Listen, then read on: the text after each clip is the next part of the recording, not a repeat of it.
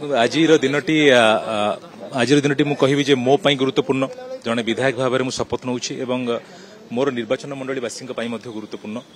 जे आज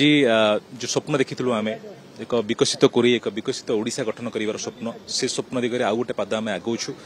एवं आज शपथ नबार दिन कि भाव में निष्ठापर भाव में ओडिशा पई काम करिवु निर्वाचन मंडलीवासी पई काम करिवु तो निश्चित भाव आज दिन गुरुत्वपूर्ण जदिव पूर्व थर मध्ये आपण नैथिले ये द्वितीय थर नुआ नुए किंतु सेही उत्कंठा जतबे प्रथम थर भाव नैथिले आज मध्ये से उत्कंठा से उत्साह अछि निश्चित भाव में से उत्कंठा एवं से उत्साह अछि कारण ये गणतंत्र मंदिर विधानसभा एठी साधारण लोकों स्वर को आम उठेबू एवं अनेक काम कर बाकी अच्छी जो सुनार ओडिशा गठन कर स्वप्न आम देखीचु ताहा निश्चित भाव में आगामी दिन में आम यशस्वी प्रधानमंत्री मोदी जी नेतृत्व में आम माननीय मुख्यमंत्री मोहन माझी जी नेतृत्व में ताहा पूरण कर आशा रही